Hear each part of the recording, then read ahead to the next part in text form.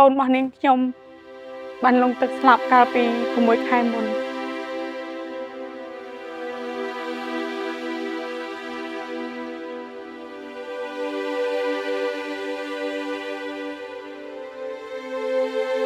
បិទផ្នែកទៅនៅសម្លឹងឃើញរូបភាព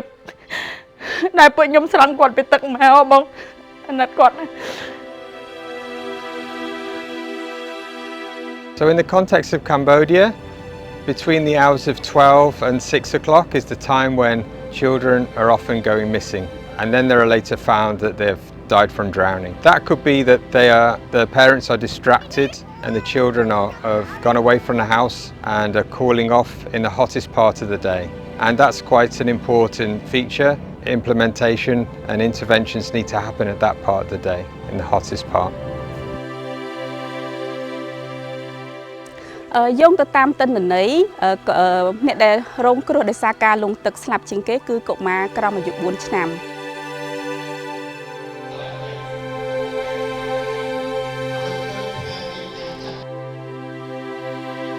ចំពោះកិច្ចការសិក្ខាសាលានេះដែរអាជ្ញាធរដែលចូលរួមជាមួយពួកយើងគឺគាត់ជាអ្នកដែលមានបទពិសោធន៍ស្រេចរួចទៅហើយអញ្ចឹងនៅពេលដែលយើងបានបញ្ជ្រាបទាក់ទងជាមួយនឹងខ្លឹមសារនិយមន័យហើយនឹងការចូលរួមធ្វើសកម្មភាពគឺបានន័យថាលោកលោកស្រីដែលបានចូលរួមនោះគឺបានចូលរួមយ៉ាងផុសផុលហើយមានគំនិតក្នុងការប្រួយផ្ដើមធ្វើក្នុងកម្មវិធីនេះផងដែរ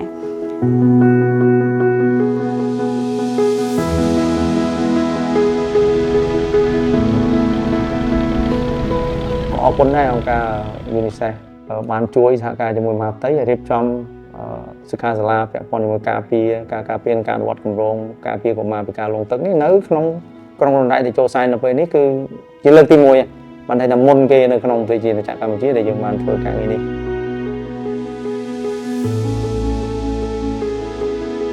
សូមអំពាវនាវសូមឲ្យគាត់ធ្វើបដាដើម្បីផ្សព្វផ្សាយពីបញ្ហាហើយនឹងធ្វើរបាំងការពារនៅតាមមាត់ត្រពាំងជៀសវាងក្មេងៗគាត់ចុះទៅលេងទឹកអញ្ចឹងណាការបង្ការយើងមានច្រើនប្រភេទមិនមែនតែមានទឹកទេអាចទីតាំងដែលមានការប្រឈមគ្រោះថ្នាក់ប៉ុន្តែយើងផ្ដោតទៅលើទីតាំងដែលមានទឹកអញ្ចឹងយើងអាចលើកពីប៉ាណូបញ្ញាអារម្មណ៍របស់មេដាក៏ដូចជាបងប្អូនយុវរដ្ឋនិងក្មេងៗគឺកុំឲ្យគាត់ចុះទៅលេងទឹកយើងត្រូវដាក់នៅក្នុងផែនការរបស់យើងអនុវត្តជាប្រចាំហើយមានវិជាការពារដែលស្ម័គ្រចិត្តធ្វើការងារសង្គមផ្សេងនៅក្នុងមូលដ្ឋានហើយនឹងអង្គការសង្គមស៊ីវិលពួកគាត់នេះគឺជាយន្តការមួយផ្ទាល់ប្រស័យតាក់ទងផ្ទាល់ជាមួយប្រជាពលរដ្ឋអញ្ចឹងអាជ្ញាធរយើងបានធ្វើសកម្មភាពជាមួយពួកគាត់ច្រើនដើម្បីជួយអប់រំផ្ទាល់ដល់ប្រជាពលរដ្ឋ